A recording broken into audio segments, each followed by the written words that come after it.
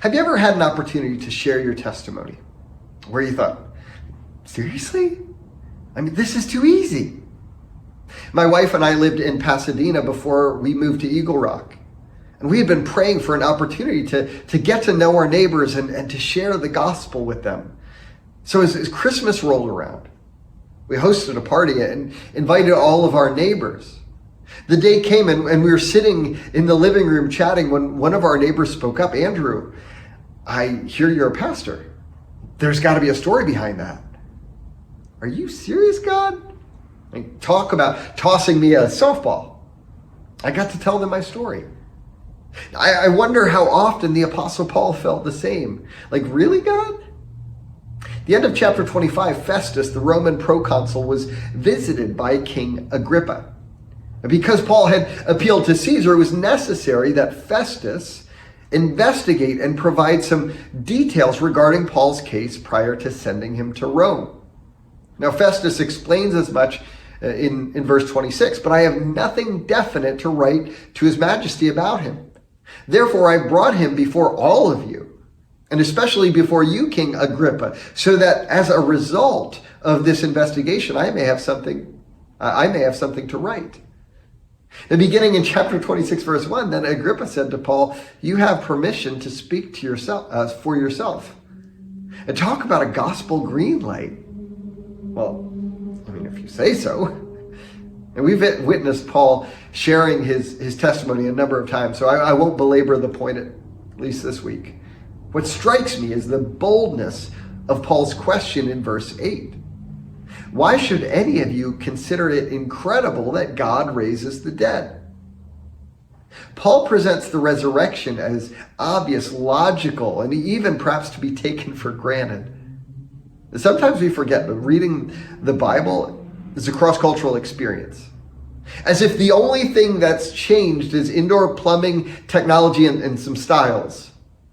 Let's just start with the biggest thing that Paul assumes, that there is a God. In the first century, it was virtually impossible to be an atheist. Granted, there were some, but not many. Jews and Christians were considered atheists because they worshiped one God, and for whom they had no statue or idol. One God was often as close as you could come as you got to know God.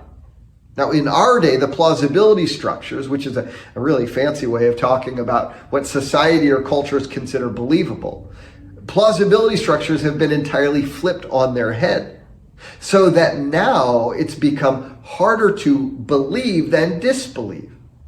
Now, not to say there aren't lots of us believers, but the conditions for belief are more difficult.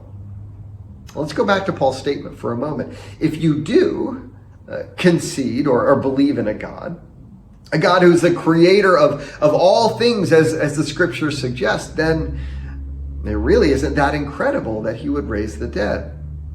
I mean, if he can speak things into existence with a word, how hard would raising the dead be?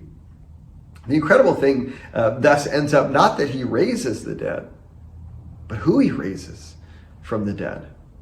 I mean, he raises Jesus, who worked on the Sabbath, who extended forgiveness to sinners, who claimed to be the Messiah. In John 10, he even claimed, I and the Father are one.